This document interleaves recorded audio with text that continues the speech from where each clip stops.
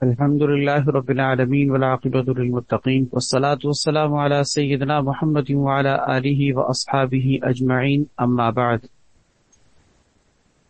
فأعوذ بالله من الشيطان الرجيم بسم الله الرحمن الرحيم سبحان الذي أسرى بعبده ليلا من المسجد الحرام إلى المسجد الأقصى الذي باركنا حوله لنريه من آياتنا صدق اللہ العظیم۔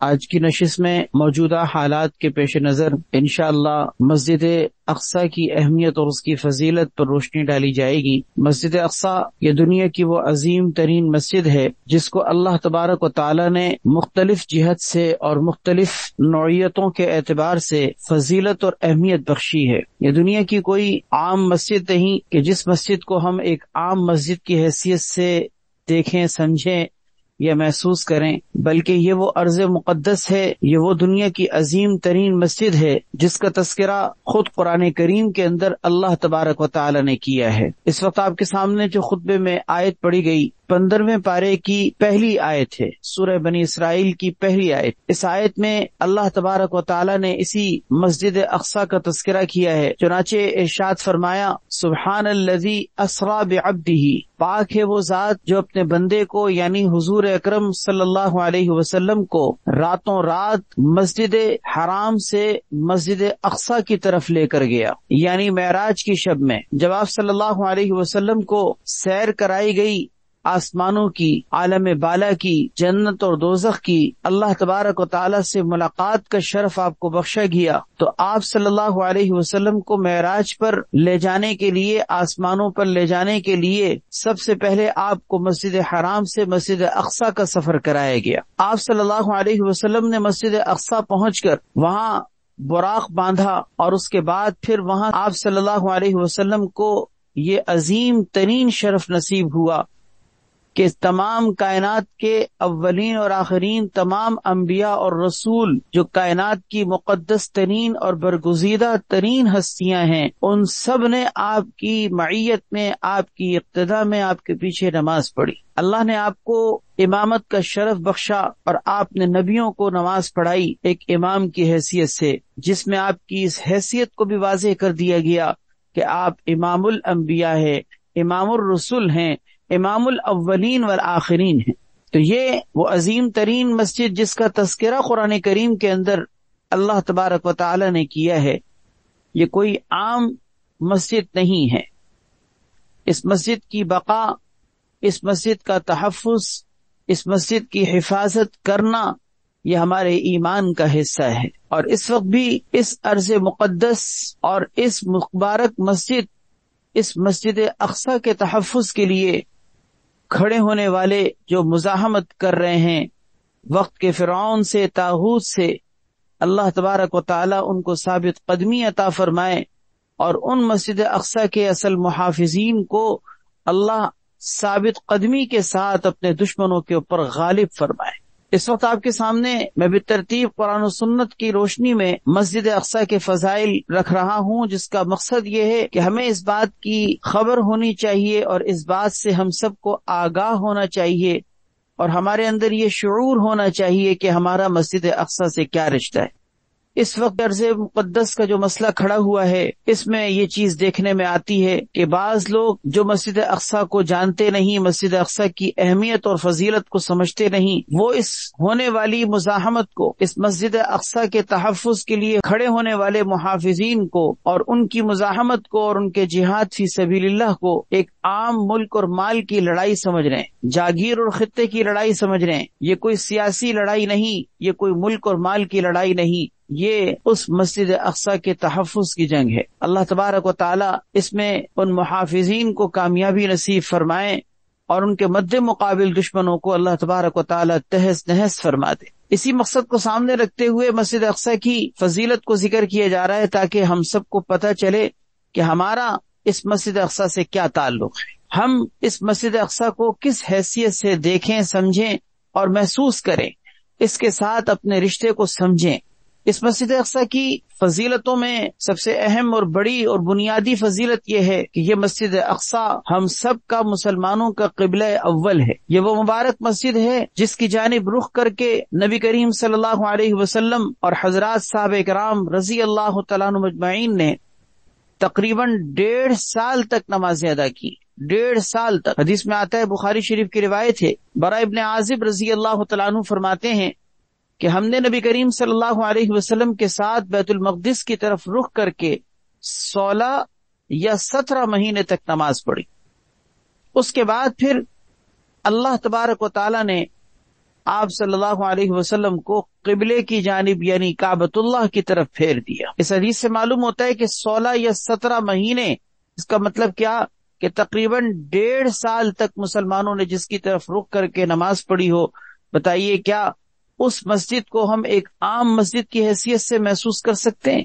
آج جس مسجد کی طرف یعنی مسجد حرام کی طرف، کعبۃ اللہ کی طرف رخ کر کے ہم نماز پڑھ رہے ہیں، ہمارے دلوں کی وہ دھڑکن ہے، ہمارے ایمان کا وہ مرکز ہے، ہمارے اسلام کا وہ محور و مرکز ہے، جس کی طرف دن میں کتنی مرتبہ رک کر کے ہم نماز پڑھ رہے ہوتے ہیں، جس کی طرف ہم پیٹ کرنا یا جس کی طرف پاؤں کرنا ہمیں گوارا نہیں، بیت الخلاء میں جس کی طرف رخ کر کے یا پیٹ پھیر کے بیٹھنا ہمیں گوارا نہیں ہوتا، ایسی مسجد حرام کتنی ہمارے نزدیک محترم اور مقدس ہے۔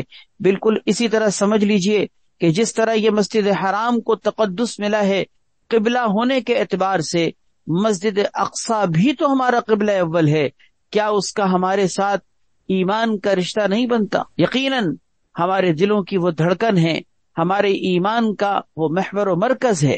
حضرت عبداللہ ابن عباس رضی اللہ تعالیٰ عنہما فرماتے ہیں کہ نبی کریم صلی اللہ علیہ وسلم مکہ مکرمہ میں رہتے ہوئے بھی جب آپ کو مسجد اقصی کی طرف رک کر کے نماز پڑھنے کا حکم ہوا تھا تو آپ اس طرح سے کھڑے ہوتے تھے مسجد اقصی کی طرف رک کر کے کہ کعبہ شریف آپ کے سامنے ہوتا تھا۔ یعنی اس کا مطلب کیا کہ ہجرت سے پہلے بھی مسجد اقصی کی طرف رک کر کے آپ صلی اللہ علیہ وسلم نماز پڑھتے تھے، لیکن اس میں آپ اس طرح کھڑے ہوتے تھے کہ سامنے آپ کے بیت اللہ بھی آ جائے یعنی کعبۃ اللہ بھی آ جائے اور مسجد اقصی بھی آ جائے۔ چنانچہ علماء نے لکھا ہے کہ بیت المقدس کی طرف آپ اس طرح کھڑے ہوتے تھے کہ رکن یمانی اور حجر اسود، طواف کعبہ میں جب حجر اسود سے طواف شروع کیا جاتا ہے اور اس کے بعد پھر رکن یمانی تک پہنچتے ہیں، اور رکن یمانی سے لے کے حجر اسود تک جو ربنا آتنا فی الدنیا حسنۃ وفی الآخرۃ حسنۃ وقنا عذاب النار جو دعا پڑھی جاتی ہے، اللہ ہم سب کو وہاں بار بار جانا نصیب فرمائے۔ اس طواف کے دوران رکن یمانی اور حجر اسود کے درمیان یہ جو دعا پڑھی جاتی ہے، اس ایریے میں کھڑے ہو کر آپ صلی اللہ علیہ وسلم نماز پڑھتے تھے، اس لیے کہ تاکہ مسجد اقصی کی طرف جب آپ کا رخ ہو سامنے کعبۃ اللہ بھی آ جائے، سامنے کعبۃ اللہ بھی آ جائے۔ اور پھر آپ نے مدینہ منورہ ہجرت کرنے کے بعد بھی 16 مہینے یا 17 مہینے تک اسی طریقے سے نماز پڑھی، اور پھر آپ کو کعبہ شریف کی طرف پھیر دیا گیا، کیونکہ آپ کو یہ پسند تھا، آپ کو یہ بات محبوب تھی، اور آپ یہ چاہتے تھے، پسند کرتے تھے کہ آپ کا رخ مسجد حرام کی طرف پھیر دیا جائے۔ چنانچہ ایسے ہی ہوا۔ قرآن کریم میں اللہ تبارک و تعالی نے دوسرے پارے کے اندر ابتدائی آیات میں یہ حکم نازل فرمایا، فَوَلِّ وَجْهَكَ شَطْرَ الْمَسْجِدِ الْحَرَامِ، اے نبی آپ اپنا چہرہ مسجد حرام کی طرف پھیر لیجیے۔ تو سب سے پہلی فضیلت مسجد اقصی کی کہ یہ مسلمانوں کا قبلہ اول ہے۔ دوسری فضیلت، مسجد اقصی دنیا کی دوسری مسجد ہے۔ اس روئے زمین پر، اس کائنات میں، اس دھرتی پر آباد ہونے والی جو آبادی ہے، اس میں سب سے پہلا گھر قرآن کریم میں ذکر کیا گیا ہے کہ وہ بیت اللہ ہے۔ سب سے پہلا گھر بیت اللہ، کعبۃ اللہ، مسجد حرام جس کو کہا جاتا ہے، روئے زمین پر بننے والی سب سے پہلی مسجد مسجد حرام، اور دوسرے نمبر پر بننے والی دوسرے نمبر پر بننے والی مسجد وہ مسجد اقصی ہے جس کو بیت المقدس کہتے ہیں۔ حدیث میں آتا ہے، بخاری شریف کی روایت ہے، حضرت ابو ذر رضی اللہ تعالیٰ عنہ فرماتے ہیں، میں نے آپ صلی اللہ علیہ وسلم سے دریافت کیا کہ یا رسول اللہ، روئے زمین پر سب سے پہلی مسجد کون سی بنی؟ آپ نے فرمایا مسجد حرام۔ میں نے پھر پوچھا اس کے بعد کون سی؟ آپ صلی اللہ علیہ وسلم نے فرمایا مسجد اقصی. میں نے عرض کیا کم کان بینہما، یا رسول اللہ ان دونوں کے درمیان کتنی مدت کا فاصلہ ہے؟ آپ نے فرمایا 40 سال. پھر آپ صلی اللہ علیہ وسلم نے فرمایا حیثما ادرکتک الصلاۃ فصلی، جہاں کہیں بھی تمہیں نماز کا وقت مل جائے نماز پڑھ لو، کیونکہ ساری زمین تمہارے لیے مسجد ہے. تم کسی بھی جگہ مسجد کی حیثیت سے نماز پڑھ سکتے ہو، یعنی نماز پڑھنے کے لیے کوئی مخصوص گھر مسجد کا ہونا بھی ضروری نہیں. اللہ نے ساری روئے زمین کو اپنے لیے عبادت کی جگہ بنایا ہوا ہے. یہ بخاری شریف کی روایت ہے. اس حدیث کے مطابق یہ بات معلوم ہوئی کہ روئے زمین پر دوسرے نمبر پر بننے والی مسجد مسجد اقصی ہے، جو پہلی مسجد یعنی مسجد حرام کے 40 سال کے بعد بنی. اگرچہ یہ بات سمجھ لیجئے مسجد اقصی کے بارے میں عام طور پر یہ بات لوگوں میں مشہور ہے کہ مسجد اقصی حضرت سلیمان علیہ السلام کے دور میں بنی، اور انہوں نے اس کی بنیاد رکھی تھی اور انہوں نے اس مسجد کو تعمیر کیا تھا. یہ بات بالکل درست ہے کہ مسجد اقصی کے تعمیر کرنے والے حضرت سلیمان علیہ السلام کہلاتے ہیں، اور جیسا کہ حضرت ابراہیم خلیل اللہ علیہ السلام مسجد حرام کے تعمیر کرنے والے کہلاتے ہیں. لیکن یہ اس کی کوئی پہلی مرتبہ بنیاد نہیں ڈالنے والے تھے. اس سے پہلے حضرت آدم علیہ السلام نے اللہ تعالی کے حکم سے مسجد حرام کو بھی تعمیر کیا تھا، اور اللہ تعالی کے حکم سے مسجد اقصی کو بھی تعمیر کیا تھا. حضرت آدم علیہ السلام اللہ کے حکم سے اور جبرائیل امین علیہ السلام کے نشان لگا کر ان کے بتانے اور رہنمائی کرنے سے انہوں نے ان دونوں مسجدوں کی تعمیر کی تھی. سب سے پہلے مسجد حرام اور اس کے 40 سال کے بعد مسجد اقصی. بعد میں پھر انہی مسجدوں کی اثر نو، جس کو کہتے ہیں دوبارہ بنیاد رکھنا اور دوبارہ تعمیر کرنا اور دوبارہ ان بنیادوں کو اٹھانا اور تعمیر کرنے کا کام کرنا، یہ ان دونوں نبیوں نے کیا تھا. حضرت ابراہیم خلیل اللہ علیہ السلام نے بیت اللہ کو تعمیر کیا، اور حضرت سلیمان علیہ السلام نے مسجد اقصی کی تعمیر کی. لیکن ان حضرات نے اس کو اثر نو دوبارہ اس کو کھڑا کیا تھا، ورنہ اس کی تعمیر، اس کی بنیاد پہلے ہو چکی تھی. تیسری فضیلت مسجد اقصی کی یہ ہے کہ یہ ایک بابرکت زمین پر قائم ہے. بابرکت زمین پر، صرف خود بھی ایک مبارک ہی نہیں، یہ صرف خود ہی ایک مبارک مسجد نہیں، بلکہ جس سرزمین پر یہ مسجد قائم ہے وہ سرزمین بھی قرآن کریم کے الفاظ کے مطابق بابرکت جگہ ہے. چنانچہ سورہ اسراء بنی اسرائیل 15ویں پارے کی پہلی آیت کے اندر اللہ تعالیٰ نے اس مسجد اقصی کا تذکرہ کرتے ہوئے فرمایا کہ الذی بارکنا حولہ، وہ مسجد اقصی کہ جس کے ارد گرد کے ایریے کو ہم نے بابرکت بنایا ہے.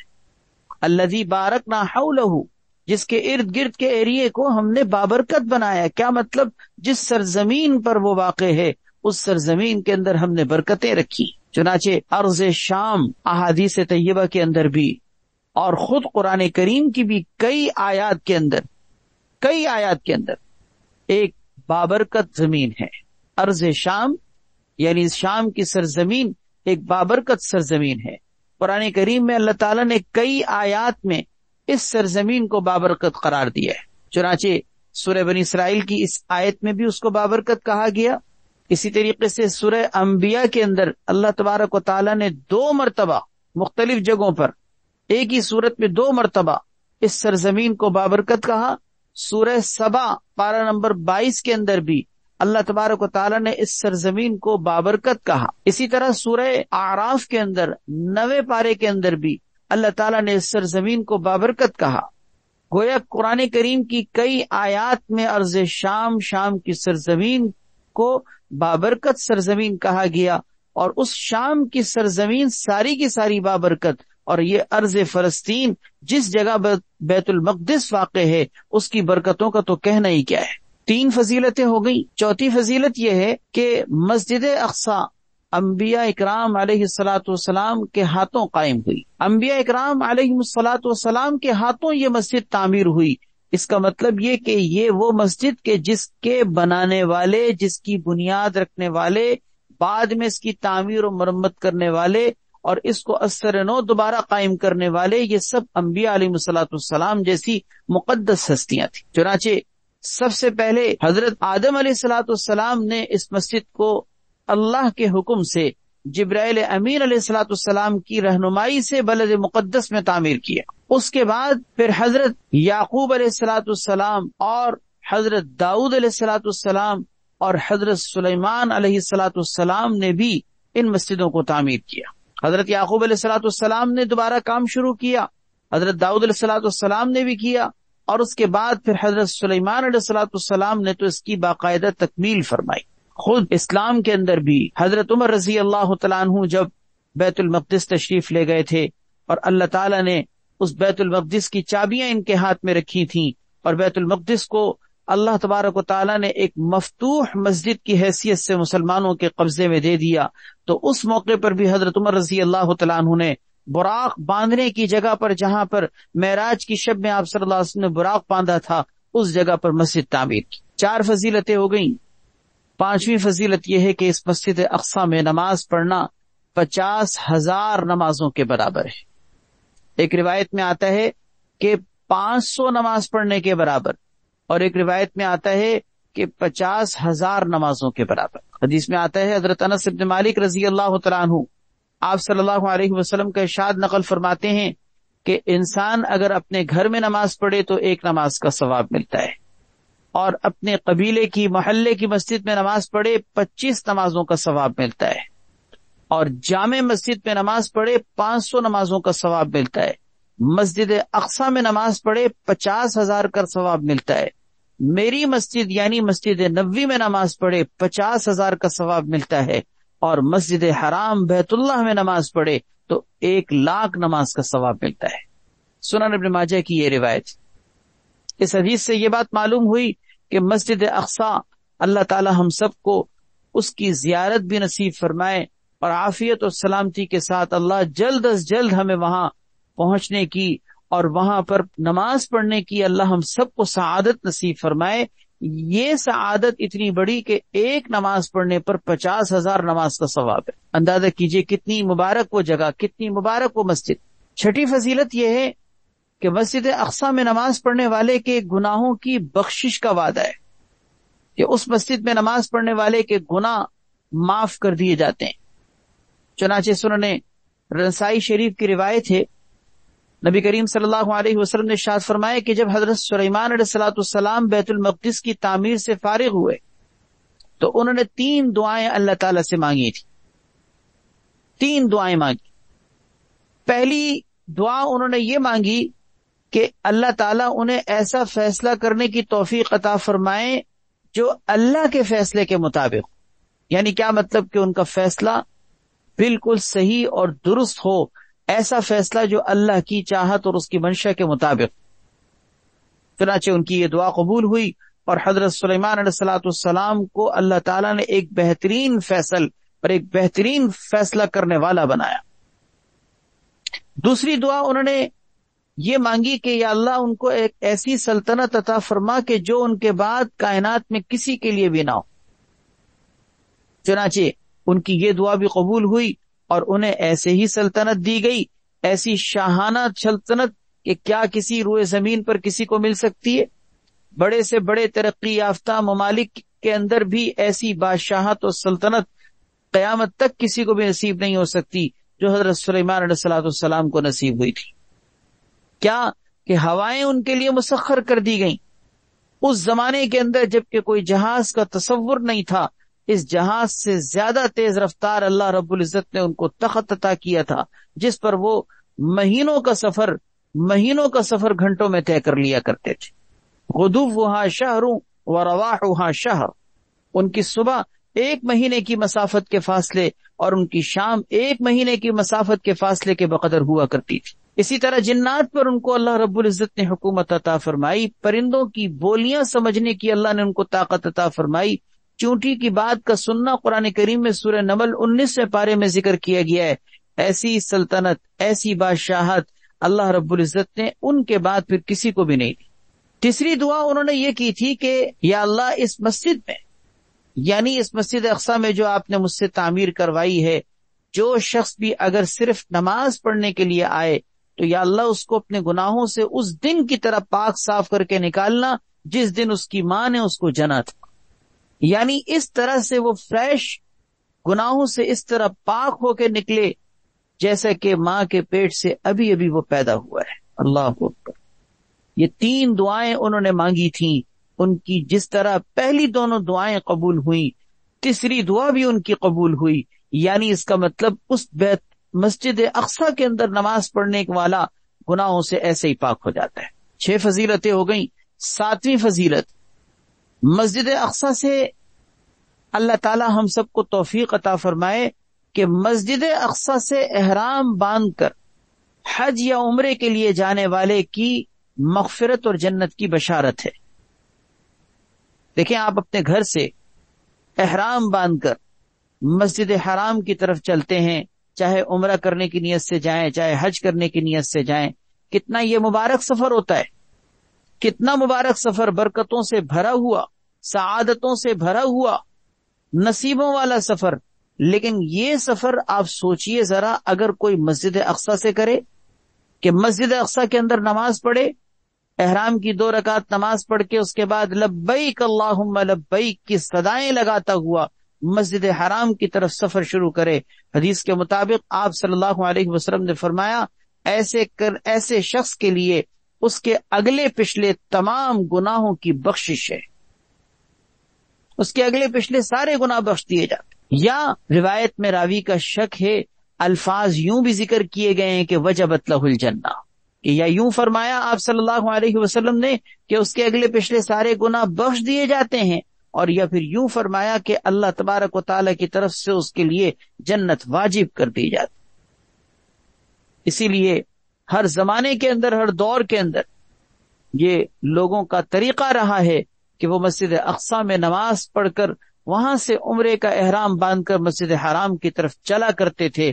اس میں کتنی ساری فضیلتیں کہ ایک تو مسجد اقصی کی زیارت، پھر مسجد اقصی میں نماز پڑھنے کی برکت سے گناہوں کی بخشش، وہاں پر نماز پڑھنے کی برکت سے 50,000 نمازوں کا ثواب، اور پھر وہاں سے حج اور عمرے کے لیے نکلنے کی صورت میں گناہوں کی بخشش اور جنت کی بشارت. کتنی ساری فضیلتیں مسجد اقصی سے احرام باندھ کر چلنے والے کو نصیب ہوتی. 8ویں فضیلت یہ ہے کہ مسجد اقصی دنیا کی وہ مسجد ہے کہ جس مسجد کے لیے گھر سے باقاعدہ مقصود بنا کر سفر کرنے کا حدیث میں حکم دیا گیا. حدیث میں اس کی اجازت دی گئی ہے کہ دنیا کی 3 مسجدیں ایسی مسجدیں ہیں کہ جن کی طرف آپ گھر سے ان کی طرف سفر کرنے کا ارادہ لے کے سفر کر سکتے ہیں کہ میں وہاں نماز پڑھنے کے لیے سفر کر رہا ہوں، کیونکہ ان میں ثواب زیادہ ملتا ہے. باقاعدہ یہ دنیا کی 3 مساجد ایسی ہیں کہ جن کو آپ مقصود بنا کر گھر سے سفر کر سکتے ہیں کہ میں نماز پڑھنے کے لیے جا رہا ہوں. ایک مسجد حرام، دوسری مسجد نبوی، اور تیسری مسجد اقصی. بخاری شریف کی روایت، آپ صلی اللہ علیہ وسلم نے فرمایا کہ سفر باقاعدہ قصدن اور ارادتن نہیں کیا جا سکتا دنیا کی کسی بھی مسجد کی طرف، لیکن 3 مسجدیں اتنی اعلی درجے کی ہیں کہ انسان قصدن اور ارادتن ان کی طرف سفر کر سکتا ہے. مسجد حرام، دوسری مسجد رسول یعنی مسجد نبوی، اور تیسری مسجد اقصی. 9ویں فضیلت یہ ہے کہ مسجد اقصی انبیاء علیہ السلام کا جائے پیدائش بھی رہا ہے، جائے سکونت بھی رہا ہے، اور دفن ہونے کی جگہ بھی رہی ہے. یعنی انبیاء علیہ السلام یہاں پیدا بھی ہوئے ہیں، اور انبیاء علیہ السلام یہاں پر آ کر ساکن بھی ہوئے ہیں، سکونت بھی اختیار کی ہے. یعنی دنیا کی کسی دوسری جگہوں پر ان کی اگرچہ بعثت ہوئی، لیکن آ کر انہوں نے یہاں پر رہائش اختیار کی، قیام کیا ہے. اور کئی انبیاء علیہ السلام کی تو وہاں پر قبریں بھی ہیں. خود حضرت موسیٰ علیہ السلام کی قبر کا بھی تذکرہ حدیث میں ملتا ہے کہ وہ مسجد اقصی کے پاس ہے. حدیث میں آتا ہے، بخاری شریف کی روایت ہے، نبی کریم صلی اللہ علیہ وسلم ارشاد فرماتے ہیں کہ حضرت موسیٰ علیہ السلام کو جب ان کی وفات کا وقت قریب آیا، حضرت اسرائیل علیہ السلام کو اللہ تبارک و تعالیٰ نے ان کی طرف بھیجا، اور وہ ایک انسانی شکل میں حضرت موسیٰ علیہ السلام کے پاس آئے اور آ کر ان سے ذکر کیا اس موت کا. تو قصہ لمبا ہے، میں صرف اس حصے کو ذکر کرتا ہوں کہ جس کا تعلق مسجد اقصی سے ہے. حضرت موسیٰ علیہ الصلوۃ والسلام نے اس موقع پر یہ بات کہی تھی کہ مجھے اتنا موقع دیا جائے کہ میں مسجد اقصی یعنی ارض مقدس تک پہنچ سکوں اور وہاں پر میری جان نکلے اتنے فاصلے پر کہ جتنے فاصلے پر ایک پتھر مارنے کی مقدار ہوتی ہے. ایک پتھر پھینکا جائے تو جتنی دور جا کر گرتا ہے اتنی دور کی اور اتنی مقدار کی مسافت پر میں وہاں پہنچنا چاہتا ہوں کہ وہاں میری روح نکلے. چنانچہ اللہ تبارک و تعالی نے اس مقدس سرزمین تک ان کو پہنچایا اور پھر وہاں پر ان کی جان نکلی اور وہاں ان کی وفات ہوئی. حضور اکرم صلی اللہ علیہ وسلم نے اس واقعے کو ذکر کر کے فرمایا اگر میں وہاں ہوتا تو تمہیں راستے کے ایک طرف راستے کی ایک جانب سرخ رنگ کے ٹیلے کے نیچے ان کی قبر بھی تم کو دکھا دیتا کہ وہاں پر حضرت موسیٰ علیہ الصلوۃ والسلام کی قبر کہاں پر ہے. اس کا مطلب حضرت موسیٰ علیہ الصلوۃ والسلام کی قبر جس مقدس سرزمین پر ہے اسی جگہ بیت المقدس واقع. تو گویا انبیاء علیہ الصلوۃ والسلام کی یہاں پر قبریں بھی ہیں اور انبیاء علیہ الصلوۃ والسلام یہاں پر آ کر رہے بھی ہیں. ایک روایت میں آتا ہے کہ اللہ تبارک و تعالی نے ہر نبی کو مسجد اقصی کے اندر سفر کروایا ہے. یا تو وہ پیدا ہی وہیں پر ہوئے، ان کی بعثت ہی وہیں پر ہوئی، یا پھر اگر بعثت کہیں اور ہوئی تو اللہ نے اس سرزمین کا سفر ضرور کروایا ہے ہر نبی کو. اور خاص طور پر معراج کی شب میں تو سارے کے سارے انبیاء علیہ الصلوۃ والسلام مسجد اقصی میں موجود تھے. تو وہ مبارک مسجد جس سرزمین پر سارے کے سارے نبیوں کا سفر ہوا، جس مقدس اور پاکیزہ سرزمین پر انبیاء علیہ الصلوۃ والسلام آتے جاتے رہے اور وہاں سکونت اختیار کرتے رہے، ایسی مقدس اور بابرکت سرزمین پر واقع مسجد یہ کوئی دنیا کی عام مسجد نہیں ہے. انبیاء کا مسکن رہا، انبیاء کی جہاں پر قبریں رہیں وہ کوئی عام مسجد ہو سکتی. 10ویں فضیلت یہ ہے کہ مسجد اقصی معراج کے سفر کا حصہ ہے. جیسے کہ میں نے ابھی شروع میں وضاحت کی تھی کہ معراج کی شب میں جب آپ صلی اللہ علیہ وسلم آسمانوں کی سیر جب آپ کو کرائی گئی تھی، سب سے پہلے لا کر آپ کو مسجد اقصی پہنچایا گیا تھا. تو یہ تو سفر معراج کا حصہ ہے. سفر معراج جس کے بغیر مکمل نہیں ہے. ہم سفر معراج کا جب بھی تذکرہ کریں گے مسجد اقصی کو ذکر کرنا ہوگا. ایسی مبارک سرزمین جس سرزمین پر اللہ نے آسمان پر اٹھانے سے پہلے حضور اکرم صلی اللہ علیہ وسلم کو وہاں پہنچایا تھا. 11ویں فضیلت یہ ہے کہ مسجد اقصی یہ دنیا کی وہ مبارک مسجد جس مقدس اور پاکیزہ مسجد کے اندر حضور اکرم صلی اللہ علیہ وسلم کی امامت میں کائنات کے سب سے بہترین طبقے یعنی انبیاء علیہ الصلوۃ والسلام نے نمازیں ادا کی. اور یہ خصوصیت کہ سارے کے سارے نبیوں کے آپ امام بر کے آپ نے اس مسجد میں نماز پڑھائی، یہ خصوصیت تو بیت اللہ اور مسجد نبوی کو بھی حاصل نہیں. یہ خصوصیت میں دنیا کی صرف یہ واحد مسجد ہے جس کو یہ فضیلت ملی ہے، جس کو یہ شرف اور مقام ملا ہے کہ سارے کے سارے نبی، سارے کے سارے رسول جس کے اندر کھڑے ہو کر حضور صلی اللہ علیہ وسلم کی اقتداء میں نماز پڑھ رہے تھے. مسجد اقصی کی 12ویں فضیلت یہ ہے کہ یہ دنیا کی وہ مبارک مسجد کہ جس میں دجال داخل نہیں ہو سکتا.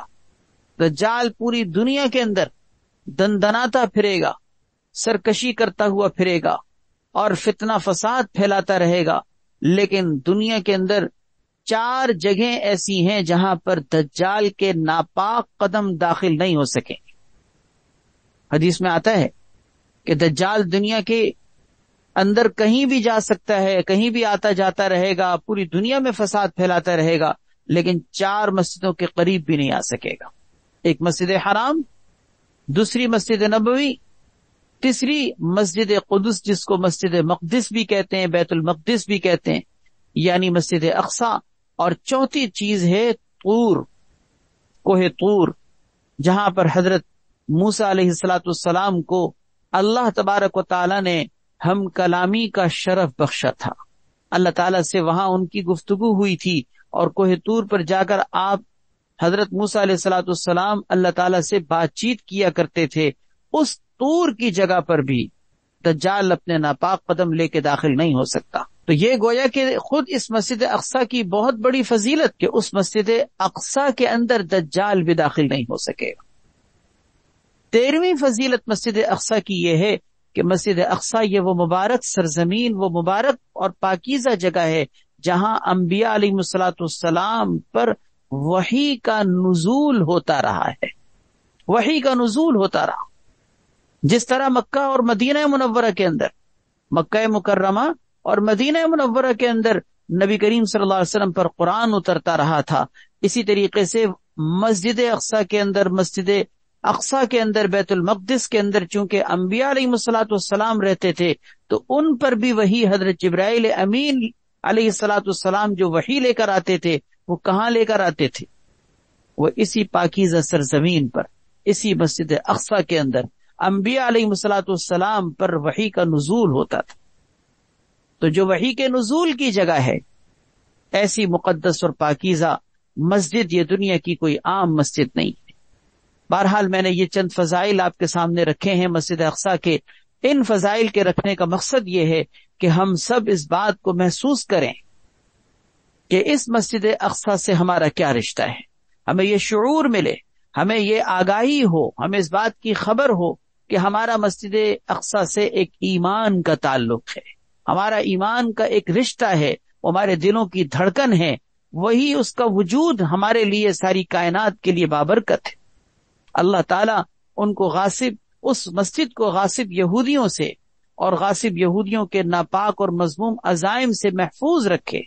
اور اس وقت جو ارض فلسطین کا مسئلہ کھڑا ہوا ہے، اللہ تبارک و تعالیٰ اس کوشش کو مسلمانوں کے حق میں کامیاب فرمائے اور ان کو فتح و نصرت اور کامیابی اور کامرانی سے نوازے، اور ان کے مد مقابل دشمن کو اللہ چن چن کر ہلاک فرما دے، تباہ و برباد فرما دے، تہس نہس کر۔ اللہ سے ان کے لیے، اپنے مسلمان بھائیوں کے لیے خوب دعائیں کریں۔ یہ وقت دعاؤں کے اہتمام سے ہم سب کو ضرورت ہے اس بات کی کہ ہم خوب دعاؤں کے ذریعے سے ان کا ساتھ دیں، شانہ بشانہ ان کا ساتھ دیں، مالی اعتبار سے، جانی اعتبار سے، سماجی اعتبار سے، عسکری اعتبار سے، جس طرح بھی ہم ان کا ساتھ دے سکتے ہیں، ایک مسلمان ہونے کی حیثیت سے ہم سب کا یہ فرض بنتا ہے۔ اللہ ہم سب کو اس کی توفیق عطا فرمائے۔ وآخر دعوانا ان الحمد للہ رب العالمین۔